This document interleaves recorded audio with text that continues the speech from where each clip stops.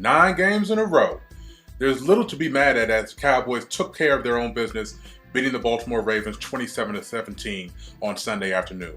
Like I said, 9 games in a row. It's the longest streak in franchise history. They are dominating the NFL right now, but they just can't seem to get separation from the rest of the NFC.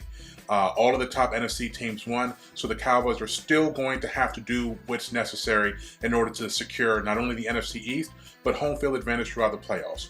What we saw on Sunday was the Cowboys struggling early, as has been the case in the last few games of the year, and then turning it on as the game went along.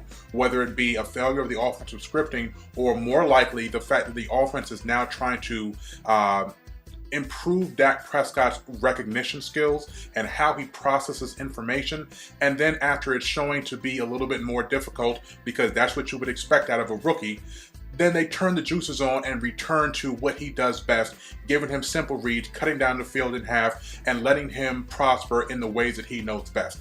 And when that happens, it's magical. He had 300 yards for the second consecutive game. He is the first Cowboys rookie to have 300 yards passing in at least 2 games in the season ever. The only other rookie that has over 300 yards passing in a game was Chad Hutchinson. Troy Aikman never did it. Roger Staubach never did it. Danny White never did it. None of the quarterbacks in Cowboys history has ever passed for 300 yards twice in one season. Dak Prescott is breaking all of these rules. The Cowboys once again had over 400 yards of offense. It was tough sledding in the run game. Ezekiel Elliott, oh man, what a disappointment this guy is. He only had 97 yards and added 30 more through the air against the best run defense in the NFL. The Ravens entered the game as the #1 team when it came to rushing DVOA, and unlike Green Bay early in the season, they proved their worth. I've never seen Elliott shut down behind the line of scrimmage as much as he was in this game, but he still plowed along. He still had several toxic plays, which are runs of longer than 10 yards, that affected the game. He is a monster. If holding him to 97 yards is the best that you can do by the best rushing defense in the NFL, the rest of the league just might as well throw in their pink slips right now. They might as well throw in their letters of recognition, I should say, because it's a wrap when it comes to this running game for the Dallas Cowboys. Now, we saw some contributions from guys. Des Bryant had another monster game. He had 2 touchdown receptions, making him tied with Rob Gronkowski, at least going into the late games. I'm not sure what Rob did in the Patriots victory over the 49ers, but 14 games with multiple touchdowns since 2010. That leads the NFL as far as currently active players. Calvin Johnson had 15, but he's retired now, so he doesn't count. But think about how many games Des Bryant has lost to injuries, how many games that he's played where he was injured and not right, i.e. the entire 2015 season. It has been an amazing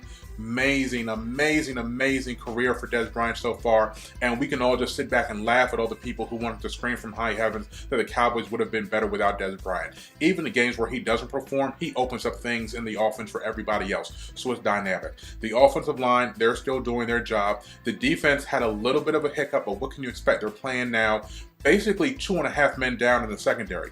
Barry Church is gone until, I believe, the Minnesota game. They hope to have him back after they play this game on Thanksgiving against Washington. Mo Claiborne said that he tore some bone off of his pelvis, so we don't know when he's going to come back. It could be soon. His recovery is supposed to be good, but he has an MRI coming to see whether or not he's going to be ready to step back into the lineup by the end of the season. And Orlando Scandrick is out there hobbling along, suffering from his ACL injury that knocked him out all of last year. He hasn't fully recovered, but Anthony Brown has stepped up in the secondary. Byron Jones is doing his thing. J.J. Wilcox is still a mess, but we're overcoming that as well. All in all, the Cowboys are doing great. Their interior pressure on their defensive line is there. Malik Collins, Terrell McClain, they're doing their jobs. Still not much from the pass rush, but we did get a deflection off of DeMarcus Lawrence. We got a sack from Jack Crawford in the game. The DeMarcus Lawrence deflection almost turned into an interception if J.J. Wilcox had any awareness whatsoever in the secondary. But all in all, there's really little to complain about, and we haven't even mentioned how great of a job the coaching staff is doing right now.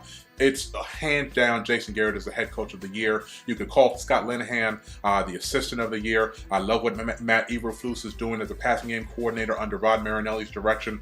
All in all, there is so little to complain about, but it's not over. The Giants are right on our heels, and they have a victory over us already. So we need to be careful. They need to stay vigilant and make sure they stay on the path to greatness. That's it for your morning 5 minutes. I'm KD Drummond from Cowboys Wire. Salute.